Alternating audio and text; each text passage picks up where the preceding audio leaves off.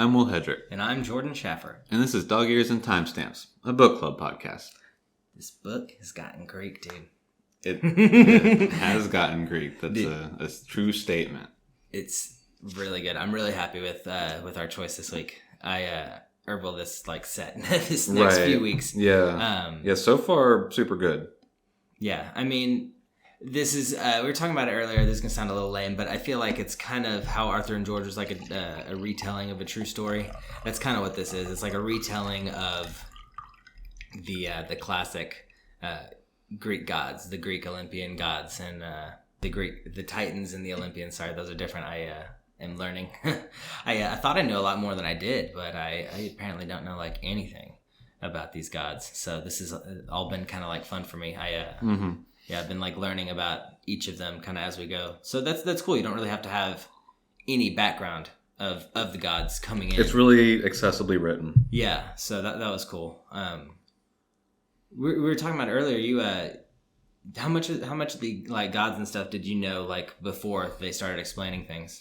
Aside from I knew Circe from the Odyssey. Mm-hmm. I didn't know like who her parents were, or like her story, which is obviously the goal of this book. But I knew about the big name Titans and the gods, and I know a pretty general history of everything. I guess more specifically to answer your question, there really wasn't a whole lot that I didn't already know. Okay, cool. That they talked about. The only thing that the things that I didn't know about are Circe and her siblings. Yeah. The stories that happened there that we've gone through so far is really the only stuff that I didn't know. Okay. So far. Cool. And still enjoying it though? It's not like it's a fun retelling of stuff you already know? Yeah. And it's from a perspective that hasn't been told before. Yeah. Aside from the literal, writing of the mythology whenever it was that, someone came up with the original story of all of this sort of stuff, millennia ago or whenever. Mm-hmm. It hasn't been told. She's not like a big character in anything except for in the Odyssey. And even then she's only, 100 pages out of 8 million pages. That book's fucking huge. Oh yeah. So this is, I guess, she's like I said, such a small part that you don't get much of her. Yeah. It's and then this is her story, so it's a totally different perspective on things that happened by a character that probably the vast majority of people, even people who are really big into Greek mythology, probably have very little knowledge of. Okay, cool. I would think is a safe assumption. Yeah, but that was probably fun for who's the author, Madeline Miller. She probably sought that out. Yeah, it's probably fun for her to do research on a lesser known, right. If she's obsessed with the Greek mythology, then I'm sure as she's doing her research or whatever, she might come across something and be like, "Oh man, that is really interesting. Why haven't I seen this before, or why hasn't this been told before?" And so then maybe that was her drive behind getting this done. Yeah. And like we talked about before, she had written a book before, The Song of Achilles, so she's obviously a little bit into this mythology. And I wonder what her approach to that is, because everybody knows about Achilles. Yeah, that'll be interesting. I mean, that one got New York Times bestseller, so...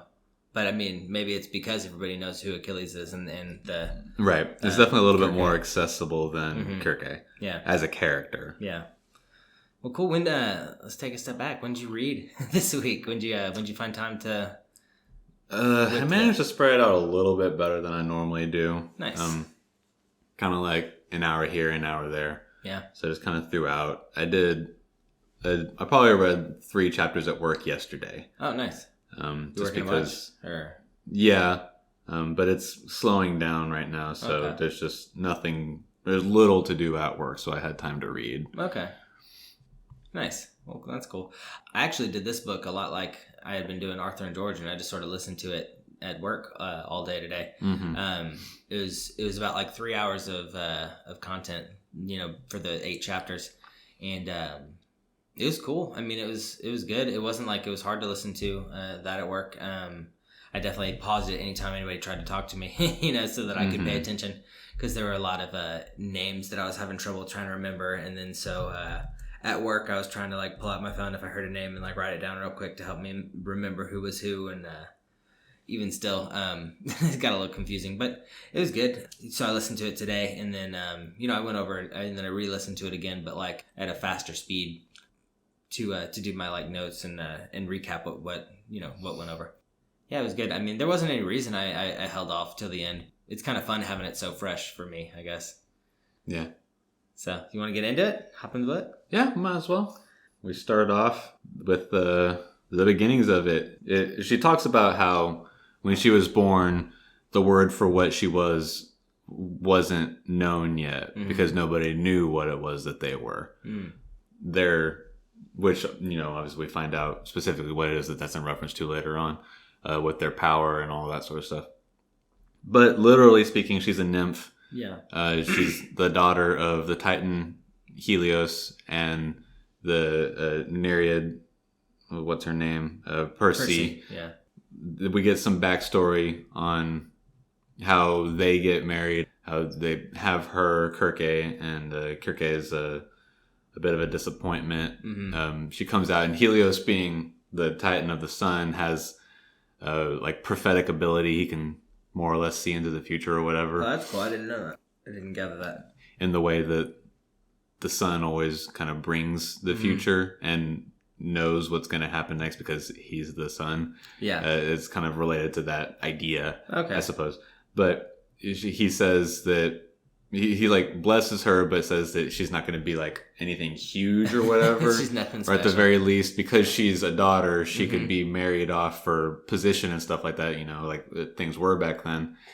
Yeah, even among the gods, it seems like that was super common because like that's basically what he talks about. Like later, they talk about how it was hard to marry her off, or like they couldn't marry her off, but like they married off the other sisters and stuff. He says something like, her hair is strangely colored because she's got like streaks in her hair as opposed to just being a solid color, and her chin has an angle to it that is less than appealing. And so since she's not the most beautiful thing, it'll be difficult to be able to marry her off to somebody important that would matter. He says that they might be able to find a prince, like a mortal prince, to marry her to, and her mother Perse is super disappointed with that because her whole deal is just advancement and like getting herself higher than her natural station. Yeah. So she's a Nereid, you said? Nereid, right? Nereid, yeah, that's how I say it. I don't know if that's necessarily correct. Well, what exactly are those? Like we were talking about a little earlier. So nymphs are like, might not be the best explanation, but nymphs are like lesser spirits or like lesser gods. Like, they're not like mortal. Elemental spirits too, kind of, right? Yeah, more or less. Okay. Nymph being like the overarching term, and then there's different trees of nymphs that oversee different parts of the land. Okay. Nereids oversee waterways and things like that. And then there's like wood nymphs and just other things that see other parts of nature and that sort of thing. Okay, so and then the Nereid you said was water, right? Yes. All water? There's different, like you've got Oceanids and Nereids, I think, are specifically like rivers and stuff like that. Cool. She's the daughter of Oceanus and Tethys. Oceanus, the Titan of the ocean. Yeah. Or like all water, period. Yeah. His river that flows through his halls is the source of all fresh water. Okay. And then his wife Tethys is, she sees to like all I can't remember exactly what it is. Yeah. But they have like 3,000 or thousands and thousands of dollars or something like that, and Perse is one of them. There's a quote that I took a quote from each chapter that I felt like sort of summed up that chapter, or at least the idea that was being brought out, because this being, even though it's very recently published, it feels kind of classically Greek mythology because it's very wordy. Yeah, for sure. The quote that I have here, that word, nymph, paced out the length and breadth of our futures. In our language, it means not just goddess, but bride. And so that sort of speaks to like the whole idea of what her purpose is supposed to be. Yeah, literally to be like a bride, to be married off for status. The nymphs don't have like great power. They're literally, goddesses and gods, but they don't have like, huge changing power. They oversee, a specific part of nature, and even just that would be just like their forest or they're more to like or something like expand the that. kingdom of their like father. They're like maintenance crew, kind of, in a way. Well, it's weird too, because with the gods, since no one dies, no one can really take the status of the other. You know what I mean? Like, it's not like, whereas like when it wouldn't if happen I have a kid, particularly he would common, take over like, when I die. You know? Right? Yeah, And exactly. So there's no sense of like, if they have a kid, it doesn't necessarily need to be as good as them. So they're more kind of, it seems like when they have kids, gods, that is, they have kids, it just seems like they're more like spread my word, like in a way, for sure, be a vessel as like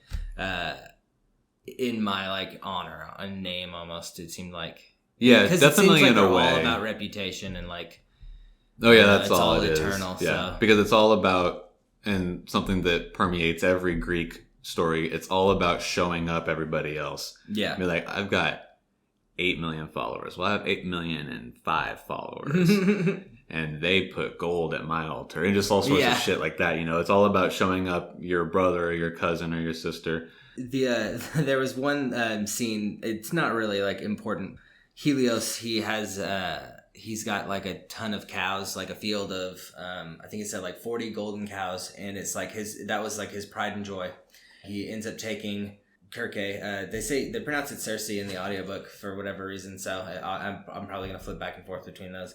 But he takes Circe with him in his like like chariot of the sun to go to his field to visit his cows, and he kind of has like a bit of a panic attack when he sees like one of his like beautiful little cows had like a little scuff on it, like a little pinprick of a wound, right? And he like freaked out, and so it turns out Circe's like sisters are the ones that are in charge of taking care of these cows, and he's like, make sure it's fixed by tomorrow, and right. Like, oh, of course we will, father.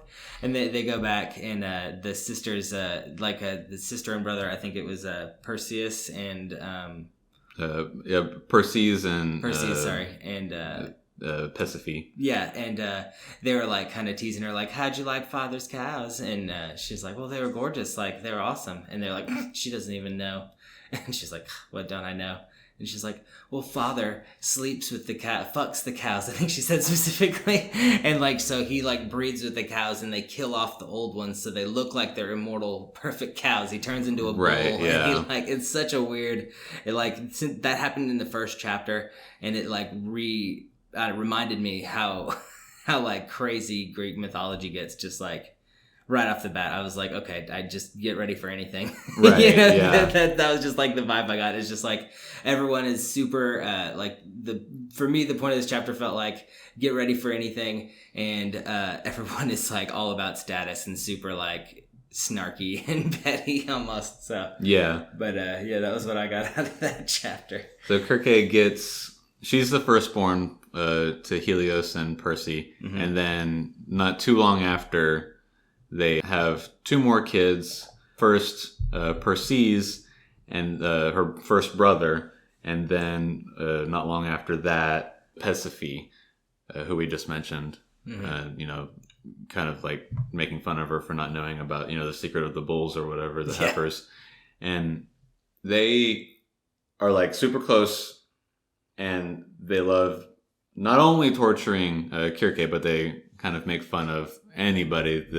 Circe tells a story about one time they tricked like one of their cousins into letting them like cut all her hair off or something like that. And so they're just like, cruel. That's pretty much all it is that happens in that chapter. Like you said, it's just about kind of establishing Circe, her fallibility in the eyes of all the other gods, and that's about it. Yeah, and just sort of a little intro to a few of the other gods, like Helios being a Titan and being the god of the sun. But yeah. And then we move on in chapter 2. Circe witnesses Prometheus' punishment. So Prometheus is a pretty commonly known story. He's a Titan who takes fire to the mortals to show them, this is fire, this is how you make it, blah, blah, blah. And then that's what, starts the advancement of all mankind. Zeus is like, what the fuck? Why did you do that? You do that? And so it says that he's going to be punished. He goes and gets like lashed in front of the gods of the Olympians specifically. Yeah. And then they come and lash him in front of the Titans in Helios' halls. And so Kirke sees that and is something new to her. One, because it's like almost never that a god gets punished. Right. So it's a super rare thing. And then while she, knows that a god can bleed and it makes sense that a god can bleed, she's never seen it. Yeah. And like real, like big gods kind of like them, they heal so fast too. It's like there's almost no chance of them bleeding, even if you did cut them or wound them or whatever. Right. It probably wouldn't be the biggest deal. It even talks about like how when he's getting whipped, he's getting whipped so quickly that like he doesn't have time to heal. So then there actually is this golden blood that splatters the ground. Mm-hmm. And so while bottle that up and drink it. Right. It all kind of strikes her strangely because another thing that happens whenever she goes to visit the heifers with her father is on their way back, Helios talks about how there are astronomers that have like high position in mortal kingdoms, and they kind of base their one of their things is being able to predict, like the sun's movements and blah, blah, blah. And if he happens to linger too long somewhere, like whenever he stopped to see the cows, then they'll, their predictions are wrong. And so then they get, in trouble with their kings and stuff like that. They get killed. And Kirke says, did we tarry long enough today to cause some astronomer to be killed? And Helios laughs and says, yeah, I did. And that sort of like strikes her oddly and that's the first time that we see her being like, well, that's kind of not right. Yeah, and fucked up. Shown like empathy for mortals. And so then whenever she's seeing Prometheus go through this and she sees all the Titans around her being like, dude, this is badass. She's like, what is going on? Like, this isn't right. She ends up going to speak with Prometheus when everybody leaves to go feast, and kind of just talks to him because she's never talked to him before. And then, there's so many things that are new to her right now. Kind of main point is that at some point she asks him, why did you admit that you gave the mortals fire? And he says, why do you think not every god need be the same? Is the quote that I take from this chapter. Yeah, that was pretty crazy. Like she like snuck him a drink of nectar, and like that was like she knew it was wrong, like because he was getting punished, but she's like like she was feeling sympathy for him, and she like wanted to know why, like what was so great about like helping mortals. And it's crazy too because Prometheus is like he's known to be like a fortune teller, right? Or like he can see into the future, like he's a prophet, right? Or no? I think to some degree. I don't think that that's his primary thing. Okay. Well, maybe I was wrong. But yeah, that was just dude, that was really well said. The way you like broke that down. Cuz like it in the chapter it showed a very different like there's a different class system between like the Titans, like the Titan gods and the Olympians. It seemed like they were all on like the same team, like under Zeus, but they were still in different like classes. Like they didn't necessarily always hang out together because they whipped Prometheus in two different places in front of different audiences. And the only other thing that I got from the chapter is that it gave you a little bit of a history of like the Great War of the gods, and it talked all about Kronos. That like I'm sure. Yeah, we get if that. If you know anything about Greek mythology, it talks like Kronos' story is that he hears a prophecy that he'll be overthrown by one of his children, and so he starts eating them all. So he eats them all, and then due to like the mother's cunning, she tricks him by giving him a rock instead of a baby. I don't know how couldn't tell the difference, and I guess god babies aren't chewy. They're hard like rocks. Well, assume that he just swallows them whole. Yeah. Because then Zeus, who's the baby who survives, saved, grows up and goes to overthrow Kronos, and he poisons him, and then Kronos then throws up all of Zeus's brothers and sisters. Nice. So he didn't no, they didn't die. Yeah. And then we also learned that at that time when Zeus was going to overthrow Kronos, that's when Helios joined up with Zeus. He had like a thing against Kronos, and he was like, yeah, I'll be with Zeus's team. And they all stripped like the remaining Titans of their powers, and Yeah, it was just like a little bit of like a history lesson almost, and then just interacting with Prometheus, which is pretty important. Right. Next on, we get Kirke's new brother, Aedes, who knows everything. He's just born knowing everything. Yeah, he's a little smarty pants. They're pretty close. Pasiphae ends up marrying King Minos of Crete, who's a half-mortal son of Zeus. Mm-hmm. Perses then leaves to go live among the Persians because now that Pasiphae is gone, he's like, well, there's nothing for me to do around here anymore. And then Aedes ends up being given a kingdom, and he leaves Kirke behind for it. They have a lot of interactions where we sort of see the personality of Aedes. He's a philosopher and a thinker, and because he knows he's evidently has all knowledge. Yeah. And so the only thing left to think about whenever you already know everything is what does that then mean? So yeah, he's like the philosopher. The quote that I take here is, how does your divinity feel? Oh, that was a very cool little thing. He talks about how his feels like a font of water that seamlessly runs over itself and is clear down to the bottom. Yeah. And ask, Kirke, how does your divinity feel? And Kirke's like, I'm like just like an empty shell. Because her whole life has just been, she is worthless in the eyes of everybody else, and everybody just, does what they can to ridicule her and make it worse or whatever. And she doesn't have any great power. She doesn't seem to have any great talent that's ever presented itself. Mm-hmm. So she's like, well, whatever, I'm nothing or whatever. Her whole world at this point is Aedes. Yeah, she actually raises him too, which gets them a bit like a couple funny looks from like family and like other gods and stuff, like, because they're always together. They're both seen as Kirke is already seen as like kind of a failure, mm-hmm. and then she's raising this kid. So Aedes seemed to be as almost a little bit weird and odd too. But then as you already said, like he gets his father's favor real quick, and he's given a kingdom, and he always would sit counsel with his father too, and that was just cool. It was you get a lot of interaction between the two of them, which is interesting. And then we also learned what happened to Prometheus, where he was chained to a rock and a crow pulled his liver, ate his liver every day. The continuing part of his punishment. I think we hear the word pharmaca once. Yeah, Aedes tells her about that. He says the poison that Zeus used to poison Kronos was pharmaca. Yeah, is what it's called. And he describes what it is. It's herbs and flowers and plants that grow from the essence of gods. Mm-hmm. So like specifically in the war, there's whenever blood was spilt, then there was a propensity for those sorts of things to grow in that area. Yeah, makes sense though, grown from the blood of gods and stuff. Right. Do you know how many nymphs before you have hoped the same and been disappointed? So Kirke meets a mortal fisherman, Glaucus. Once Aedes leaves, Kirke's kind of lost and she doesn't know what to do because he was the only good part of her life. Mm-hmm. And she's hanging out on the shore that they were hanging out on, and then a boat comes up.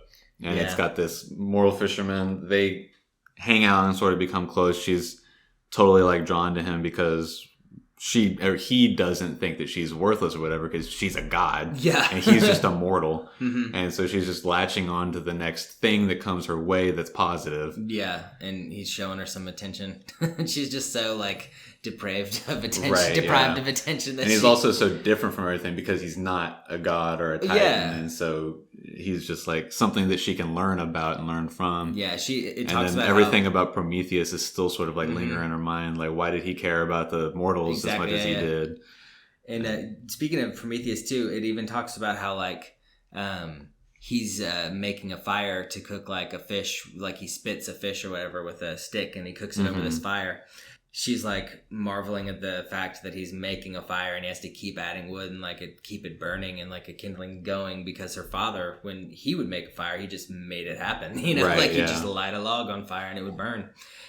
and he couldn't do that. Gladys couldn't do that. So it was just interesting why she found him so fascinating. I guess because he was just so crude, and yet like look at him getting by. Right. He's not a god, and yet he can do all this stuff. And one day Glaukos comes and says that he can't meet her anymore because his father is disappointed with his daily haul of fish. He's not bringing in enough, and so he assumes that Glaukos is just not doing anything. At this, Kirke runs to her grandmother Tethys and asks her to bless his nets. They come to an agreement. She says, "Fine, I'll do it. Just promise me that you won't sleep with him." Yeah. And she says, "Yeah, okay, fine." And so it gets done, and then Glaukos comes back and says, "Oh my god, I've got so many fucking fish. This is awesome." Yeah, he had so many fish that it paid for like his family to live like that year, the next year, and then it like paid off the boat that like they were. Yeah. It did so like it was. Right. I don't know if it literally paid off the boat, like, but I know it paid for like the next year's worth of like live like rent and stuff, and then like it was just a life-changing amount of fish, and like they said they were jumping into the boat. Right. And he knows it was her. Whether directly or indirectly, it was her that caused it. That was Tethys was interesting too, because it said she was born from Mother Earth, so that would definitely be the person you ask to give you the hook. Right, well, she's one of the original Titans. So okay, I didn't know that. I should have. After that, Kirke comes to realize that Glaukos will die someday because he's mortal, and with him being everything that she has, she goes back to Tethys and says, "We need to make him a god." Blah blah blah. Tethys says, "You can't do that sort of stuff. The fates will do whatever it is that needs to be done to any individual." Yeah, the idea of his mortality like freaked her out. It seemed to be the thing that scares. Because it was just going to be another thing that was going to leave her. Yeah, it was just the end, and. Eventually, I don't think any gods necessarily have concept of the end in a personal way, because none of them can end. It's so weird. It seems like there's got to be a way for them to end. But no, I guess not. They're gods. No. That's the point. Yeah, God. That's the literal point. God mode. None of them can be. It's throughout even just the section that we read, more than once it talks about how none of them can end. Yeah. But she's afraid of losing him. Right, because she can't end. Because she continues to lose everything that's any good. Right. And but then she remembers what Aedes had said one time about the Pharmaca and the power that they hold. And she doesn't really know what that means. Yeah. She's got like a bit of an inner voice that says that it could be used. And so she ends up using the tricks that she's seen like her mother and Pasiphae use to sort of like, kind of like womanly wiles kind of things. And she gets a bunch of information out of her uncles and about, where great battles had happened during the Great War. That was cool when it was talking about her, like, basically being a detective, figuring out, like, where can I find the most, like, god blood spilled on the plains so that I can get some she cool finally flowers. Finds one that's near Glaukos's kind of, like, fishing area. Yeah. And so then in the next chapter, she gets him to go take a nap somewhere. Yeah, she takes him off into like the forest where like they hung out all the time.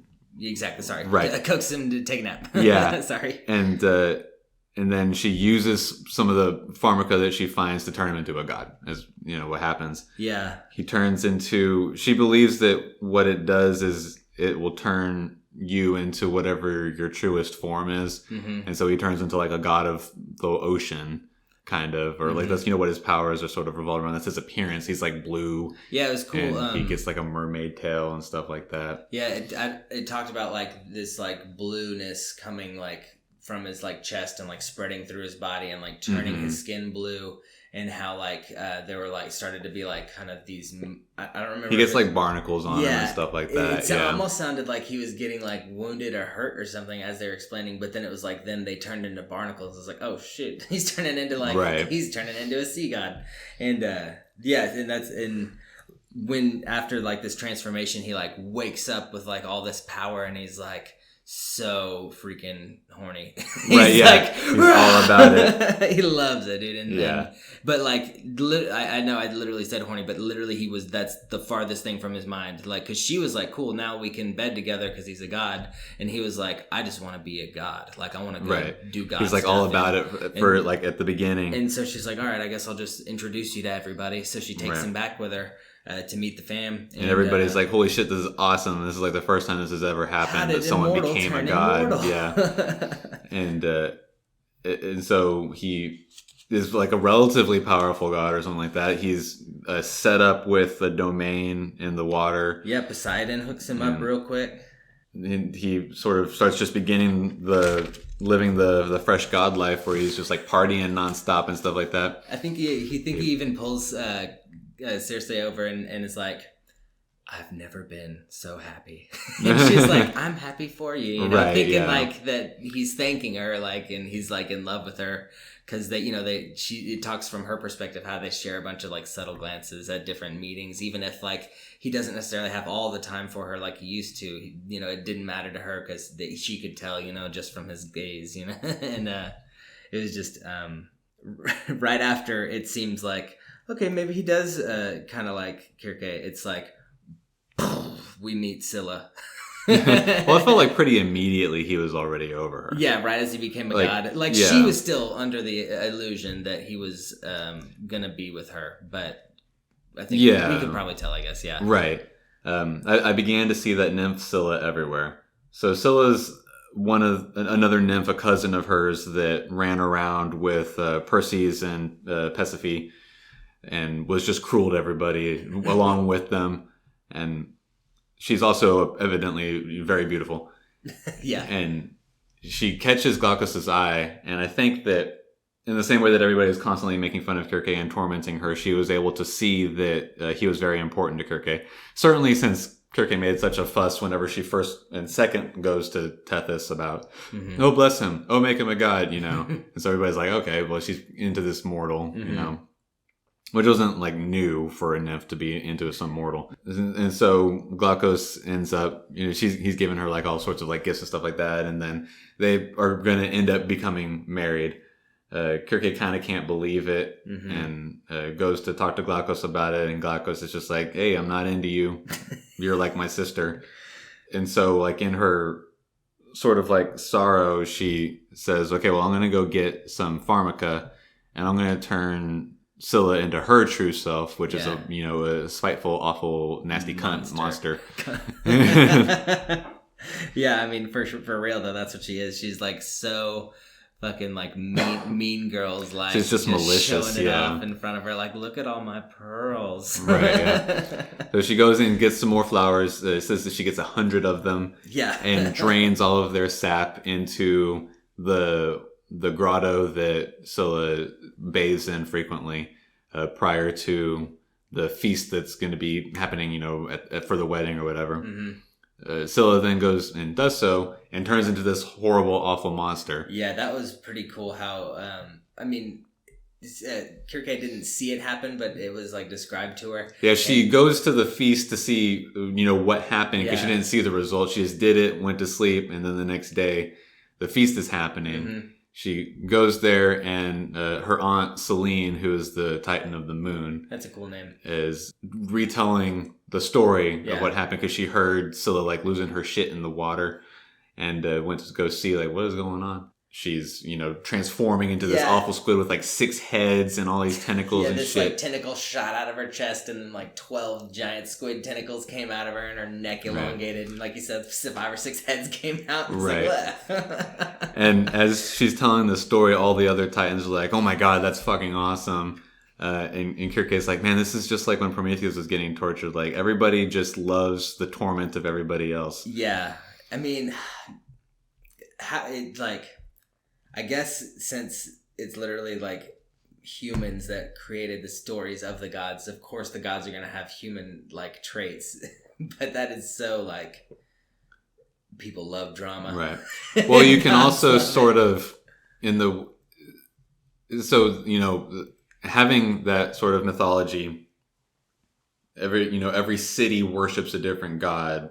or a couple of different gods in the next city over. And so you have the inbuilt tribalness of, having different gods that are worshipped and how much better your god is than your neighbor's god. Mm-hmm.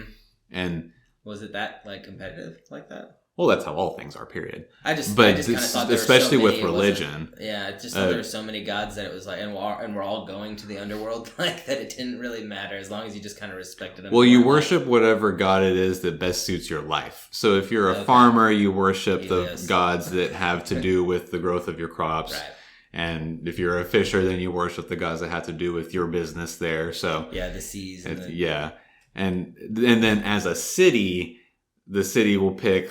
Like, Troy is predominantly a Poseidon-worshipping city. They have other temples within there, and probably every city has at least some temple to Zeus because he's the king of the gods, right? And such and such.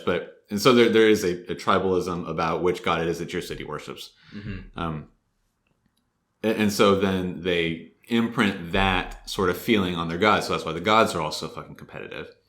But also, the gods are the reason that all the bad things happen, as well as all the good things that happen. So, as you're sort of writing the personality and mythology of these gods as a people, because it's not like somebody sat down and wrote what the gods were like. Mm-hmm. It was just sort of a permeating idea of what your god was like as an idea amongst a populace. Mm-hmm. They would then be like, well, it's fucking Zeus's fault that all this bad stuff is happening because we're not worshiping him enough. But he's such a spiteful motherfucker. I bet he fucking hates everybody. It's hard to worship this guy. Yeah. And so they're, like you said, the personalities are reflective of the humans, but they're reflective of the mortals to an exponential amount. Yeah. I guess is what I'm getting at. Okay, that makes sense. Very long-windedly. But so all that happens at the feast, and Circe sees that and says like, God, why is everybody like that? Circe is going to go admit what happened to Scylla, because this wasn't exactly what she intended, maybe, or it was certainly more extreme than she thought. I think it was also kind of driving her crazy that freaking Glaukos she wasn't getting any credit for the amazing things she has done now twice. And it was just like her I think it was definitely like a passing thought for sure, but because then she thinks about Prometheus again. Oh. And the quote that I take from this chapter was, "I was not like them." And she walks into the feast, sees everybody having a great fucking time laughing at Scylla, and is like, "Oh yeah, all these fuckers are awful, and I'm not like them." Yeah, I don't even Instead of laughing about it, I'm going to go admit my sin and be different from everybody. Yeah. So she does so.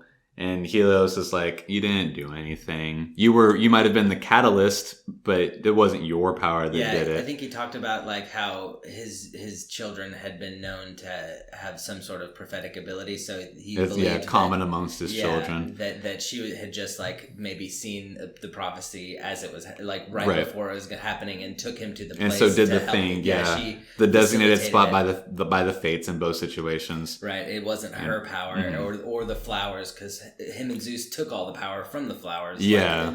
He says, we made sure those flowers didn't have power. I made sure of it. Come on. They're just flowers now.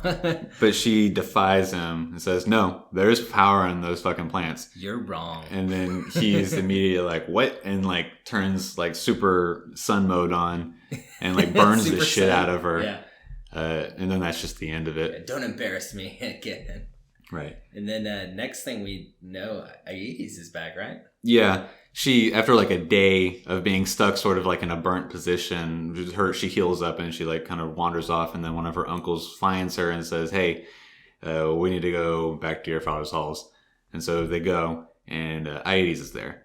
And he's come back because he heard about everything that happened and says, okay, well, now that you've stumbled upon your power, it's time for me to reveal what all this is and tell our father about it. And so he explains about the Pharmaca and that the four of them are all Pharmacists, which are like basically just witches. He talks about how Persephone is kind of ruling in Crete with her potions and poisons that she creates. Perseus is over in Persia raising the dead. and he has in his kingdom has been just like experimenting and doing all sorts of crazy shit because he knows everything. He was born knowing about being a pharmacist, that the 4 of them were pharmacists, and that this was a new power. And so him sort of, I don't think at the very least yet we have any real idea why he decides to bring this up to Helios. No, it doesn't make sense yet. He just says he says he'd give Zeus a demonstration, and he heals Circe's like burn. Like, yeah, she's still kind of got some burn. And, well, I think at this point it's just the 3 of them. Oh yeah, okay. In front of Helios, yeah. In my mind, that was everybody. Right. And so might as well be. Yeah. So he heals her in front of Helios, showing like power beyond what any of them thought was available to them, because that's like a power only reserved for like it's just the 4 of them that can use it. The power to heal, the general healing power, but yeah. he just uses some oil from some herb that he knows and then uses a word of power to enact the spell. But yeah, still that was pretty mind blowing, and I think for at least Helios, because he had to take counsel with his group, and then I don't know. We kind of just like Aedes. He goes to meet with Zeus because he needs to go report this to Zeus. Yeah, since Zeus is king of gods. Okay. He ends up. Then he comes back from meeting with Zeus. We were hanging out with Aedes and Circe though a little bit, right? Yeah, but nothing happens. Oh, okay. Yeah, they just talk a little bit, and he just says, why did it take you so long to figure out that you had this ability, blah, blah, blah. And I mean, nothing really happens. She's like, yeah. She kind of looks at him and is like, man, it doesn't seem like he's going to be in any trouble with me or anything like that, because he's on the council still. And, even though this is about trying to figure out what to do with him as much as it is trying to do with me and, our siblings.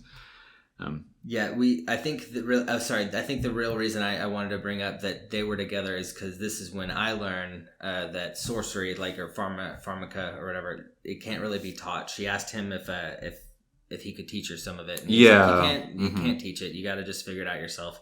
So that's I think she seemed a little disappointed because she always looked up to Aedes, and like, he was back and they were sharing this new power together almost, and then yet he won't like give her anything to grow on. Yeah. It's just but even then she immediately understands, because she remembers back to whenever she was trying to turn Glaucus, and she gets the voice like in the back of her mind saying, do this. Yeah, it was like an instinctual. And she's like, oh yeah, you're right. I can't be taught this. So I've already seen myself how it just kind of comes whenever, whatever the situation's right, or you're looking for it, or whatever it is.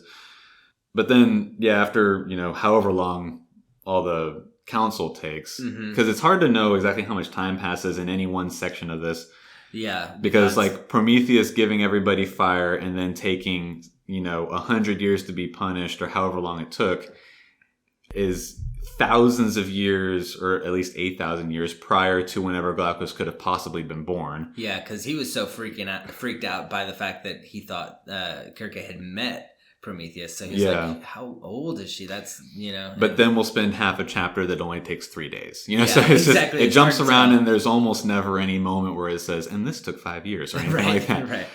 But Helios goes to go speak with Zeus. They figure out what they're going to do, and then he comes back. They agree upon like 3 or 4 different things. Everybody, the 4 of them, are going to be kept under watch. Persephone is in her kingdom with her husband, who is Zeus's son, so she'll be fine there. Yeah. Perseus is off in Persia, way too far to worry about, just doing his own thing. He flies over the whole earth every day, dude. Like, that's not that I know, far, right? Yeah. And then Aedes is more or less trustworthy, or whatever. He's gotten himself into like Helios's good graces from the beginning, so he's kind of like, this is a son of mine that I can trust. And Helios, being Zeus's right hand man as far as the Titans go, is trustworthy to Zeus enough to be allowed just to be observed by Helios. Okay. Circe, however, is going to be exiled because she admitted to having come into her power with malicious intent. Yeah. As opposed to everybody else evidently just kind of stumbling upon it. Yeah, that was the big thing. They all stumbled on it, and they found their power by accident, so they shouldn't be punished. Whereas Circe was seeking it out, evidently. Yeah. And so she's going to be exiled. The last thing that they agreed upon was that the four of them and their power was exclusively a result of the children. They're the children that he had with Percy, so they're not going to have any more kids. And Percy was mad. Yeah, she's like, "What?" Because that was her whole point, was to have kids that could gain status to gain her status. Yeah. So like, Circe is Circe is gonna be exiled the next day. She goes to pack up her stuff, and the only thing I wrote down is that she packed this lion's head knife. It was a knife with this. Yeah, it's not that she had gotten from somewhere previously. Yeah. It told us, but then whatever. It was just I didn't realize gods had like stuff. I just kind of thought they made it. I don't know. I just kind of figured they were gods. Like they didn't really need anything. They just like kind of willed it into existence if they wanted it to be there. Like if they wanted a musical instrument, they'd like, I don't know, sing it out of a tree or something, and then they'd have their lyre. Well, it depends on what their power is. I guess the only reason I said that, I was thinking like a musical god or something would do something musical to create. I don't know. It was right. It was a stretch anyway, but yeah, she takes this knife with her to her exile island. Mm-hmm. They go to her exile island the next morning. Helios takes her there, doesn't talk to her or anything, just drops her off and then takes off. She sees that the island that she's on is evidently a pretty sizable island. It's got like some hills and the forest, and there's a house specifically, and like a beach, right? Didn't it have? Well, it's an island, so I'm sure it's got a beach. Okay. Yeah, I'm sure it's got a beach on all sides. Yeah, everywhere around it. The house is more like sort of like a grand hall. Mm-hmm. It's very large, and it's got some enchantment on it that it has like perpetual food, and it cleans itself, and the fire keeps itself lit, and all that sort of stuff. The wood never runs out. Sounds really nice. It talks about, or she sort of realizes that this is some sort of subtle defiance by Helios against Zeus, where he says, "Look, even our exiles live better than the greatest of mortals. Mm-hmm. This is how powerful we are as Titans, blah, blah, blah."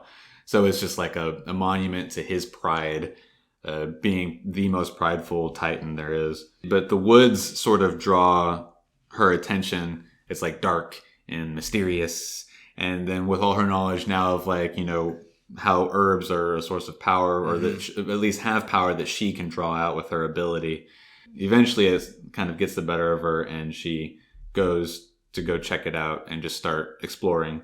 Yeah, it really only seemed like the first night got to her because she had never been alone before. She had never had to eat by herself, and so it really only seemed like the first day in exile, in the exiland.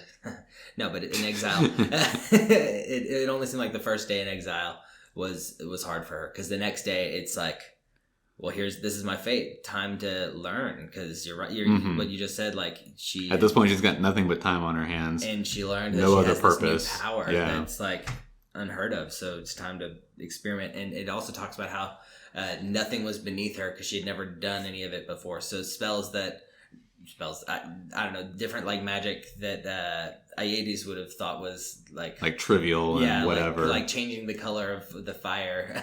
Right. She was learning everything from scratch, base level, which is cool, because it almost leaves room to interpret that she could go anywhere with her power. Like she could go down any little rabbit hole or any little random way, and rather come up with maybe a unique power, or use it in a way that I hadn't considered before. I don't know. I'm just excited to see where it goes. I stepped into those woods and my life began. At some point she summons a lioness as her familiar. Yeah, that was. I was just listening, and then next thing I knew, like there was a lion next to her hanging out. Like, and you just totally missed the section where she does it. Yeah, she goes up to like the top of a mountain and like does this spell, and she says, "I summon you." Yeah, and then she's got a lioness, and it spends like a paragraph like explaining or like describing the creature, because it doesn't outright say she summons a lioness. It's "I summon you," and then it like cuts to the next day or something, and it's like describing this creature. Yeah, I do remember all that. And then she looks at the dagger and is like, "Hey, look at this! What fool carved this? This is nothing like you," or whatever, I do remember all that. That was when I was like, man, I just completely missed her in the mountains. Like or maybe I just missed that's what she was doing up in the mountains. Right. But so she's spending time sort of coming into her own. We assume it's years and years and years and years. Yeah. There's no real time given. Yeah, and it seems to me that like her magic is almost like based on her own desires, because there's like it talks about. Well, Hades says as much. Oh, okay, well then there is a point at some point, I don't remember when. Maybe it's whenever they're waiting on judgment, but he. Because she's trying to convince him, no, it's just the flowers. I don't know, or I don't know anything about having gained power or anything like that. And he says, "Do you really think that Scylla's true nature was a 6-headed squid, or do you think that's just what you thought of her?" Yeah, and that's a good point. I guess it wasn't really super clear to me until she turned that like acorn into a strawberry, like. Until she realized it herself, I guess, is when it really was like more evident for me. Even though literally he said it, I guess it was just like I was. He does say your talent seems to be in transformation, and it's your intent. Yeah. And then she doesn't know what to think about any of it because it's all such like a flood of knowledge or reveal about powers and things like that, and what does all that mean? Because she had never had anything before, and so she's kind of just like whatever. I can't even think about that right now. But now she comes into her own and she spends all her time honing her witchcraft. Yeah. One little interesting thing I thought about transformation was that it was talking about her turning like frogs into like a mouse, and then like a hornet into like I can't remember, or not. I can't just remember. Things into different things. But how they kept their same mental status. Like the mouse that had been once a frog was still trying to hop like a frog, but even though it was in the mouse body, like they still wanted to do what their nature was. Exactly. But, she could change their form, bodies. But not their nature. Yeah. And then one day, I dare anything. Hermes shows up. He just shows up. That was the only god I knew about. Like the second it was like just off a description, it was like he showed up with his gold sandals. That's probably like the thing that everybody knows, right? Yeah. So he just kind of shows that he's like, "Hi, you're not what I thought you might have been from all the descriptions," and he.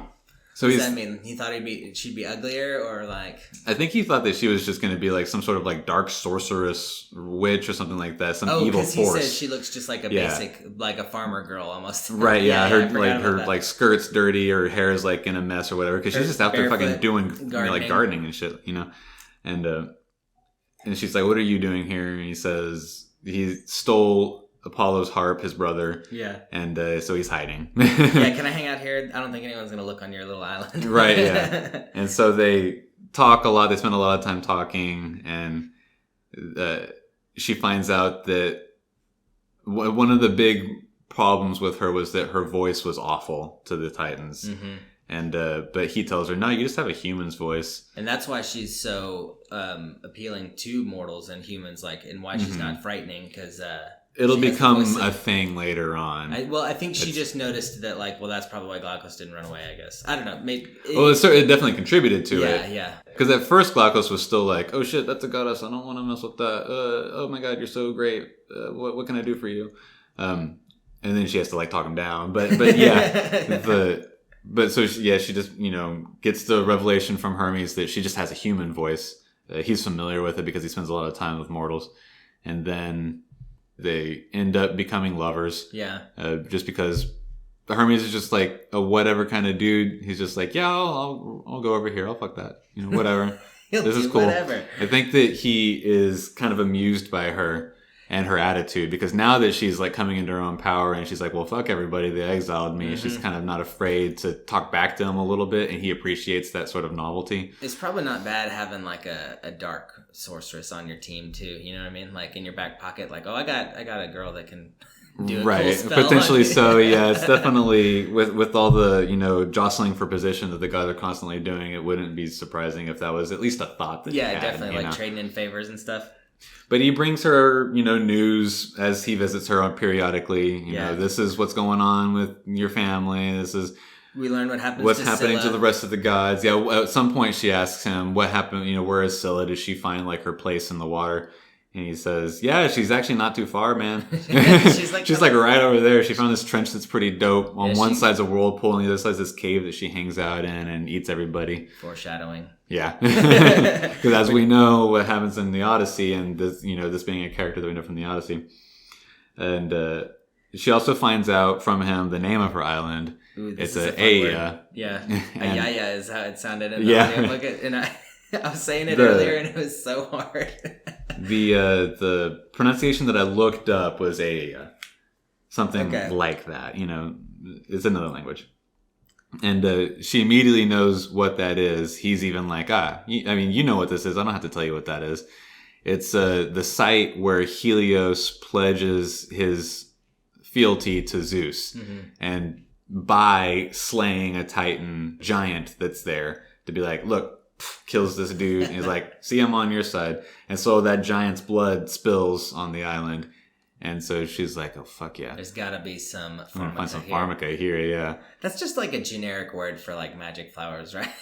It seems like it's not like a specific flower. That's all it is. It's herbs and plants that have power that the pharmacist can specifically draw out. Cool. That's what I thought. And so she is thinking about that. She starts thinking about that, and from the moment that she finds that out, she starts searching the island for Pharmaca, trying to find something.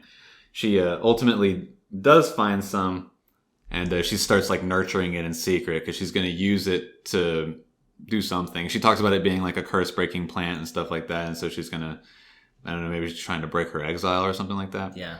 Lastly, Hermes also says, hey, I heard a prophecy about you the other day. Kind of lame prophecy. Yeah, it like super sucks, but some mortal man of my blood named Odysseus is going to come check you out. And she's like, man, that prophecy is probably the worst prophecy of all time. And she even sighs and says, yeah, it was. Yeah, I mean, at least she's getting company soon. So right. And so that's pretty much where we end. Well, we end with the image of her, nurturing the Pharmaca that she's found. And she's talking about, this it's pure and it's a curse breaker and I'm going to use this and such and that sort of stuff. It seemed like there's also a little bit of like introspective thought where she was like, if you had asked me if I was happy, I would have said yes. But then it like right after it had this like imagery of like a cloud of like black smoke and like how it made it seem like how she was wanting more out of her life. Even though she was happy, she was learning about her new powers and stuff. It seemed like she still wanted more out of it. Yeah, I don't know what her end goal is at this point, if she has an end goal. If she's talking about the plant being a curse-breaking thing, then the only thing that makes sense is that she's trying to get out of her exile. And then what? She gets to just travel the earth and do more things? Or is she going to take any sort of revenge, although that doesn't seem to be in her nature so far. No, yeah, she's too empathetic, I think, to be revenge so I don't really know what it all is. I mean, although she's getting a little sassy and a bit more of an attitude, with her newfound confidence. That's true. That's very true. Who knows? No, I'm excited. This book has been really cool so far. I've always kind of been interested in this kind of mythology. I never did a whole lot of research. Or what little I did, the names didn't stick, but this has been, so far, diving back into it with this book, this has been really cool. I'm really happy with what we did. Yeah, I like it a lot. I'm excited to continue on with it. How far do you want to go? Let's take a look at that. So, this week we'll read through chapter 17, so we'll stop at 18. That's going to be, it's another 9 chapters. It's about 120 some odd pages in the Kindle edition. Yeah. And then that'll leave us with 10 chapters, I think, at the end of it for the 3rd episode. We'll kill this in 3 episodes, just 3 big episodes. Because every single chapter is really, at least so far, it's each chapter sort of represents an idea rather than, a section of storytelling. Yeah. To a lot of, at least in the beginning, when we're sort of establishing stuff. That might change to some varying degree. Although chapter 17 is only 10 pages. So, but, we'll see how it continues to develop. I think that it'll be good to just be able to cut through this in 3 episodes, just full packed episodes. Yeah, it'll be good. Being able to continue reading too, because I didn't want to stop reading. Yeah, this book is. I thought about reading more today after I finished my notes, but I was like, no, I don't want to, influence any of the things that I have to say. Yeah, that's a good problem to have. Yeah, right. You don't want to stop, and it's that's how it was getting with some of the other ones, and it's back. Yeah. But this book, I didn't want to stop reading, but yeah. So we'll stop at chapter 18. See y'all next week on that. Let us know what y'all think of it so far. You know where to hit us up on Twitter, Instagram. You can email us. Yeah. You can text us. You can write us a letter. You can smoke signals. Smoke signals. What other things exist? Send a raven. Yeah. Pray to the gods. Yeah. Pray to the gods. All right. Have Hermes deliver your message. Ooh, that would be dope. Do that. Do that one. Do that one. All right. We'll see y'all next week. I'm Will Hedrick. And I'm Jordan Schaffer. This is Dog Ears and Timestamps.